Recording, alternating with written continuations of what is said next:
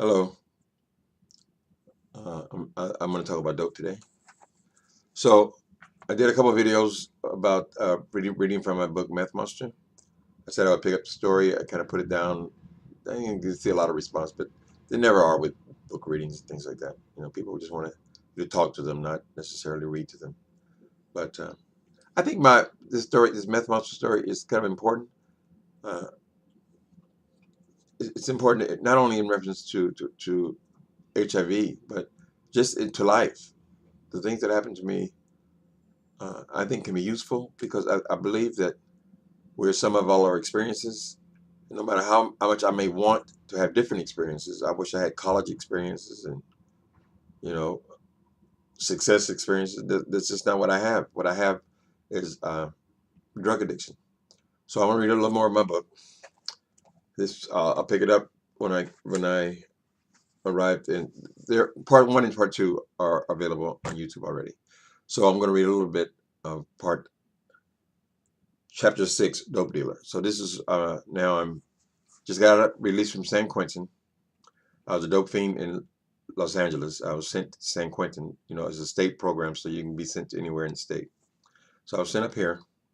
When I got out, uh, instead of going back to Los Angeles like I was supposed to do, I stayed here basically because I had $100 and that's what it took to get back to Los Angeles. I'd much rather use that on my next hit. So I picked the story up here. Maybe I'll stop as I go along and try to maybe do a little commentary on it. Hope I have your interest. All right. Chapter 6, Dope Dealer. When I arrived in San Francisco in February of 1993, I knew right where to go. Polk Street. The Polk was the place where people like me gathered. That's not to say that street freaks, hustlers, and assorted other criminals were the only people in and around Polk Street. It is to say, however, that this was the very reason I showed up there. I needed to be where my people were. This would be my new Hollywood Boulevard.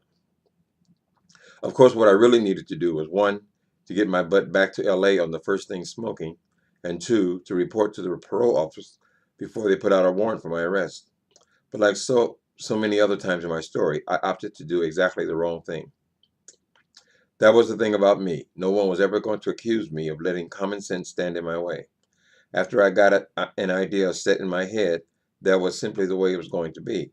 I gave absolutely no thought to the possible consequences of my irrational decisions.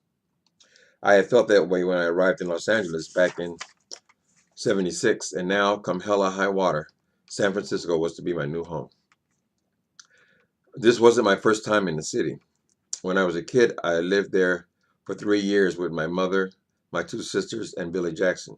Billy Jackson would be my abusive stepfather. He didn't have a very flattering role in my life. Anyway, I had also visited a few times since arriving in California, mostly to party over the weekend. And most recently, back when I was trying to work a 12-step program, I relapsed and went on a 3-month-long drinking spree there. No, I was certainly no stranger to San Francisco. Still, one thing had changed since the last time had been in the city, and that one thing was me. I was simply not the same person. Meth had turned my world upside down. I didn't think the same way, and I didn't value the same things I had only a few short years before. Consequently, I didn't seek out the same people, places, or things. My days of drinking and clubbing had long since been over. I was about to experience the city in a very different way. I had no idea of just how different things could be. Okay, in Los Angeles, I was a drug addict, lived back to back, mostly as boosters, stealing, shoplifting, and returning uh, petty crimes, selling needles and small amounts of dope. That I was no dope dealer. All right, so I had no way of knowing just how different things could be.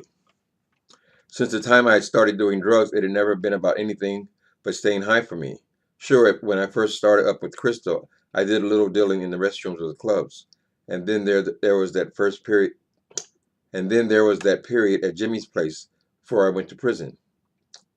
But even on my best days, I rarely made a dime more than I needed to buy more dope, and maybe eat for that day.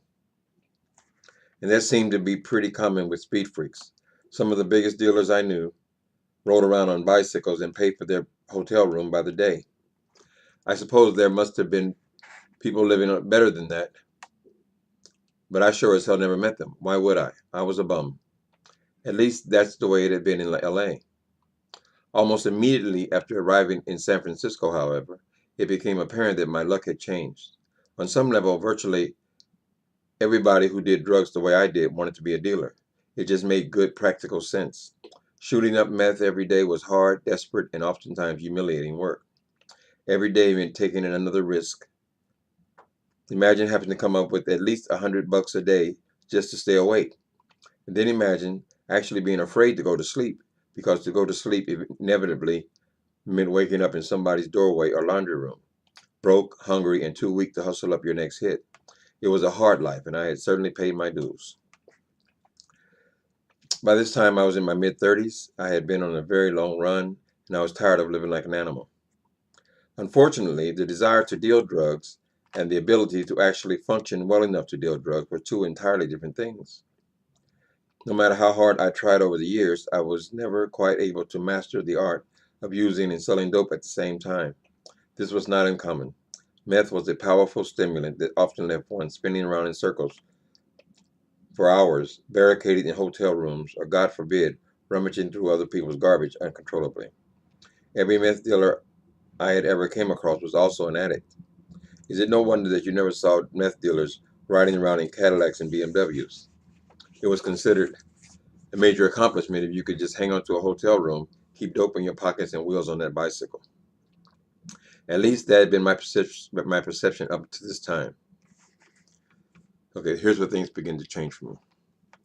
I first saw Fast Freddy, not his real name or handle, standing in front of an adult bookstore on Polk Street. I knew instantly that he was a dealer because from the very moment that he turned corner onto Polk, he was surrounded by tweakers. Those are meth addicts. Most dealers would have shunned drawing that much attention to themselves, but this guy seemed to revel in it. There was something very different about the way this guy operated, and boy was he fast. In just a few minutes that I observed him that first time, he must have made 10 to 12 deals right out there in the open, and then he was gone. The whole thing was over in 6 or 7 minutes. The second time I saw him, I made my move. I must have had a few dollars on me that first time, but my MO had always been to find out what kind of merchandise the target was into and then go out and steal it for him or her. But Fast Freddy had other plans. As I said, Fast Freddy moved fast. He took an immediate liking to me, and after our second or third encounter, he decided that I should come and work for him. My first lesson under his tutelage was that peddling merchandise was for losers. I'd always be living from bag to bag as long as I operated that way. My first work assignment was to count his money, and that's how I got hooked on Fast Freddy. There were literally hundreds and hundreds of dollars in tiny little crumbled up $10, $20, $50, and $100 bills. The dude had them stuffed in every pocket of every piece of clothing he had on. I had never seen so much money at one time in all my life. At first I thought, this dude has got to be nuts. After all, he'd only known me for all of 3 days. But soon I came to realize that this had been a test. Freddie was a pro. There would always be lots of money and dope around, and if I was going to be working with him, he had to know that I could be trusted. A few days later, weighing and bagging the dope was added to my job description. Freddie must have known that this would be an even greater challenge for me, but once again, I passed with flying colors. And so began my induction into the world of dealing crystal meth, and this time for profit. Somebody's profit. Of course, all of the profit went to Freddie, at least in the beginning. But I was studying this dude like my life depended on it. This was the closest I'd ever come to the big sack, and I wasn't about to blow it. My association with him made adjusting to life in a new city a whole lot easier. Freddie made everything easy for me. Overnight, I went from basically knowing no one in San Francisco to being Freddie's right hand. Whenever you saw Freddie, you saw me. And even more importantly, whenever you couldn't find Freddie, you could still get what he had through me. While Freddie was around, I was about as good and loyal a company man as one could hope to find. But when he got busted, I had no problem stepping into his shoes. I can't say that I got all of Fast Freddy's business when he went up the river. but I can say that I got more than enough. That was just the way things went in the drug business, especially at the street level. People were going in and out of county jail and state prisons literally every day.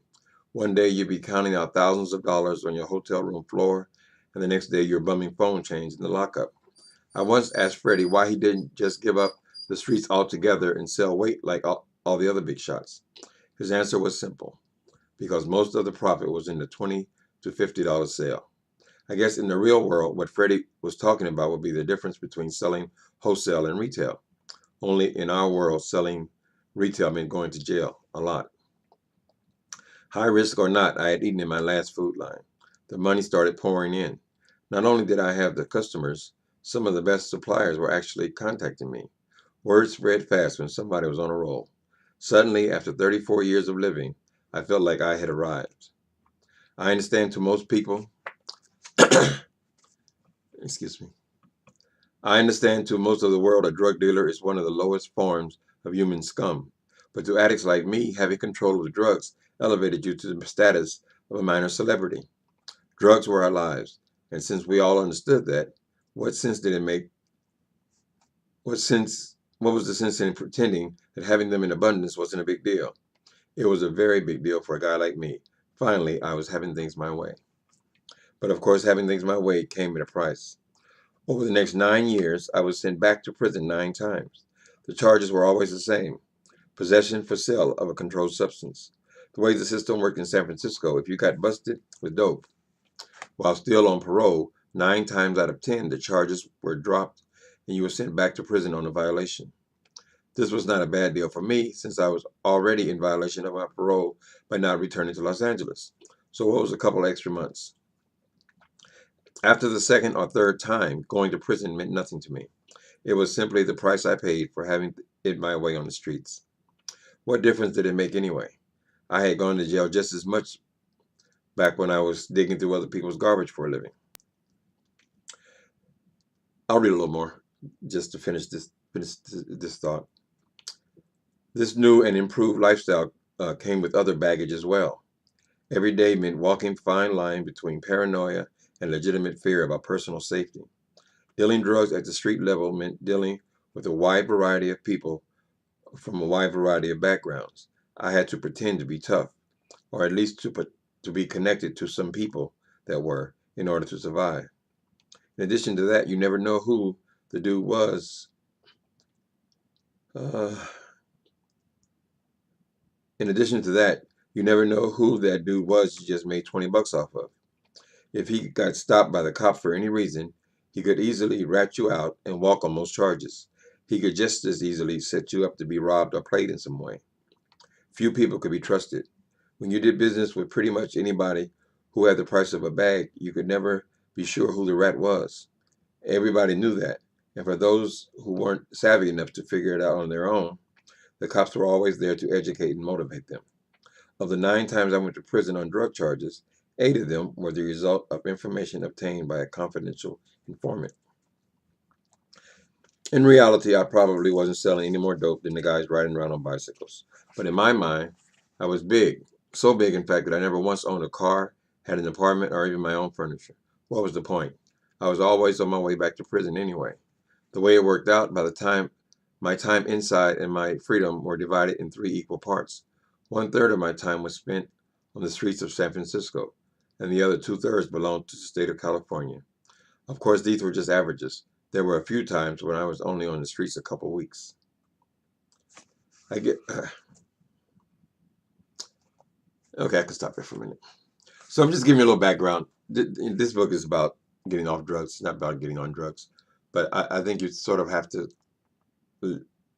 share where you came from in order to respect where you came from in order to move forward. So I want to read a little bit more. This next story is just a couple paragraphs, but this tells the story of my San Francisco. I won't say love, my San Francisco guy. All right, so I can wrap this up in another page or so. But I think it's interesting. I want you just to know who I am before I tell you what happened to me. The next really stupid thing I did in San Francisco was to get emotionally involved with the straight man. I know this dude sounds a little strange. I know that sounds a little strange. How could this dude possibly be straight if he was involved with me? But in the underworld of meth users, the lines between sexual orientations got very blurry. You see, it really was all about the drugs for a lot of people. I knew countless numbers of heterosexual men who had sex with men on a regular basis and still considered themselves straight. A few years earlier, I would have said that this was bull, that any man who had sex with other men had to be at least bisexual. But that was only because I hadn't lived long enough yet. Hustlers did it, many men in prison did it, and down and out drug addicts definitely did it. Not everybody, but definitely lots. That's not to say that all of these guys were just in it for the money or the drugs. I also encountered many men who I strongly suspect were doing crystal meth specifically for the purpose of having sex with men. Let me put it like this. If I were straight, and yet every time I shot up crystal, I found myself in bed with a man, and then I continued to shoot up crystal on a regular basis, what would that make me? After all, there were many other drugs out there if all I wanted to do was get high, right?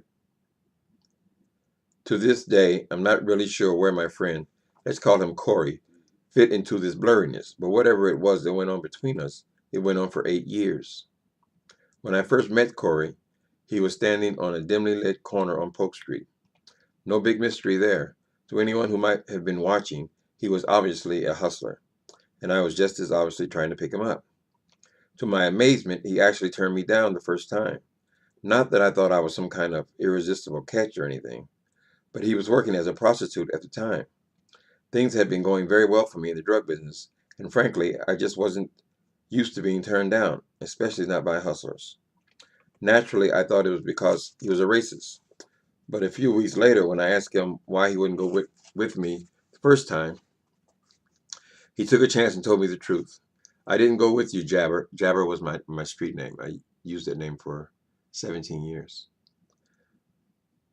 I didn't go with you, Jabber, he said, because you didn't have any teeth and because I just didn't think you had any money.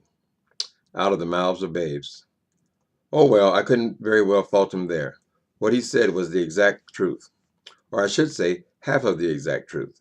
I had just had all of my top teeth pulled at San Quentin and was then paroled before the dentures were ready.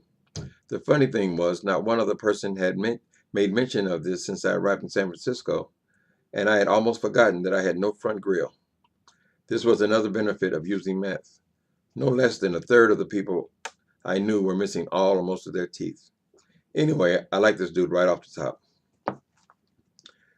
I was 36 at this time. Don't laugh at me. Aren't they pretty? Okay. I was 36 at this time, and Corey was 24. And man, oh man, what a great looking dude this was. To me, he was the character played by Brad Pitt in the movie Thelma and Louise. Even though he never told me this, I'm sure that someone on the street must have told him who I was and what I did for a living, because the second time I approached him, there was no hesitation. In fact, the second time Corey approached me, so sure, we both knew where we stood from the beginning. Except, wasn't he supposed to ask me for money or drugs or something? Corey and I became quick friends, and we hung out together a lot. But it wasn't until we wound up in jail together that things were taken to another level. It was not the custom in the San Francisco County jail system to put black and white men together in the same cell.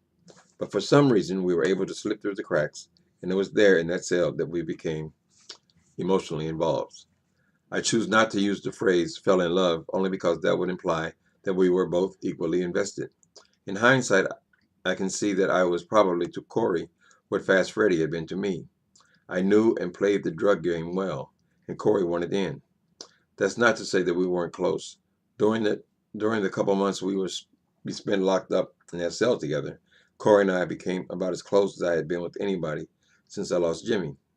What complicated matters was the fact that he wasn't really gay, and I certainly was. Someone was obviously going to get hurt, and since it wasn't Corey, but for the moment things were going well. We both went on to prison from there, me on another violation, Corey for the first time. A few months later, when we got out around the same time, we hooked up as partners in crime. Freddie's, Freddie's first important advice to me had been that I should give up boosting and get serious about making money. Now I was telling Corey that he'd never make a dime until he gave up crack. When I met him, he was addicted to both crystal meth and crack cocaine. Both were bad, but crack was worse, at least on the wallet. To my amazement, he gave it up just like that. In no time flat, Corey was making his own money. But he didn't take off as many thought he would, as soon as he was able. Instead, he invited me to his wedding. I couldn't believe it. Just as casually as if he were telling me he wore a size 10.5 tennis shoe, Corey informed me that he was engaged to be married. That's what I mean about him not being gay. I think even a bisexual man would have had the sensitivity to realize that I would have been devastated over this. To me, our relationship meant everything. To him, it obviously meant nothing. Well, no matter how I felt about it, Corey got married. And then about 7 months later, he became a father. Then 5 months after that, he was separated. And shortly after that, Corey was divorced. The whole thing, from beginning to end, lasted about 2 years. And yes, I was still hanging around on the sidelines for all of those 2 years. Not that I was wanting or waiting for him and his wife to break up. They had produced a beautiful baby boy, and I was actually hoping that they could make it work. Be that as it may, in short order, Corey was back into life. However, things would never be the same between us, no matter how desperately I wanted them to be. Okay, that's ordinarily where I would stop. But since my conversation for the last few weeks has been about HIV, I think Jimmy, stop. My dog barks at passers-by in the hallway, so they should pass in a second. Hold on, well, I just offended the child. Shut the hell up! Hello. All right, so I'm going to read a little bit more just because I want to. I think this is an important part of the story. Okay. Meanwhile, there were other interesting developments. I can remember very clearly what I was doing the day I found out about a revolutionary new class of HIV medications. Apparently, people were going from near death to relatively good health and in a relatively short time. Actually, it was very easy to remember what I was doing and where I was doing it because at the time I was at what had become my primary residence, a locked cell at San Quentin State Prison. That's where I was, and what I was doing is even easier. Absolutely nothing. That's what you did an awful lot of during the time while you were in the reception center waiting to be housed. It was either read a book or write a letter or do nothing. At any rate, this was very good news for a guy who had been diagnosed with full-blown AIDS based on my T-cell count 3 years earlier. It was indeed good news, but it wasn't enough to make me give up dope. By the time I came back a year later, the new drugs, protease inhibitors, were available to inmates, but the prison doctor refused to put me on them. He and I both knew the way I lived on the streets. Careless and inconsistent use of these drugs would render them ineffective forever, and there was no turning back when you became resistant. At the time, I was very angry, but now I can see that this prison doctor may very well have saved my life. This would have been a very good time to get off drugs. After all, the pharmaceutical companies had managed to package hope in a capsule. Now all I had to do was cooperate. Fear and hopelessness had played a major part in why there had been virtually no serious attempts at trying to get clean since I left AA and NA several years earlier. Granted, you didn't have to have a terminal illness to become a dope fiend, but if you did happen to have a terminal illness and you were already a dope fiend, what would be your motivation to stop? I, for one, was not the least interested in putting the kind of work it took into getting clean and sober, only to watch myself slowly waste away and eventually die. The way I saw it, as long as I stayed high and chemically kept reality at bay, I wouldn't have to think about such things. But of course, it was inevitable that reality would have its day. I realized that this must sound a little strange, but at least in regards to my health, all this time I was spending behind bars was actually working in my favor. The state was inadvertently saving me from my self-destructive self and extending my life expectancy. I knew plenty of people who were HIV positive, shot up crystal meth daily, and never went to jail or prison. Unfortunately, every time I got released, Most of these guys were a little further along in the progression of the disease. And I'm sorry to say that many of those guys who somehow managed to never get in trouble with the law are no longer with us. Those of us who seem to be doing life on the installment plan were faring a little better, if for no other reason than we were actually only getting high on average 3 to 4 months a year. Even though the doctors refused to put me on the very potent protease inhibitors, I was still leaving prison relatively healthy every few months.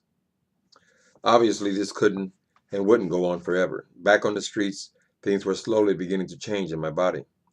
Even though I was still shooting up crystal 3 or 4 times a day, it was getting harder and harder to get out there and ply my trade.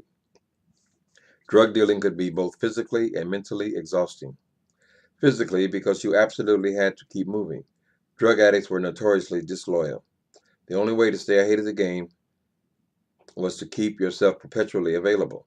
Nobody was going to hold on to the money for you. And mentally, because it seemed like virtually everybody was trying to get over it. If you let your defenses down, even for a moment, you could find yourself counting fake money at the end of the night. It wasn't that I was sick exactly, more like I was getting progressively weaker. To anyone who happened to be observing, I'm sure I had much more of the appearance of someone on heroin than speed. To make matters worse, I made the mistake of accepting large quantities of meth up front before paying for it. This was a very bad decision. Now I absolutely had to produce. I needed to come up with $1,000 a day just to break even. What complicated matters even more was that after I hooked up with these guys, quality control went right out the window. Since I perpetually owed them money, I had to take whatever they gave me. Good drugs sold themselves. Third-rate crap took a lot more work. I was exhausted. But the real beginning of the end came for me when I got robbed. I wish I could remember where I first heard the saying, to call some people, God could use a feather. For others, it takes a brick. Okay, it's pretty good. I got through quite a bit of the story. All right, that concludes chapter 6. So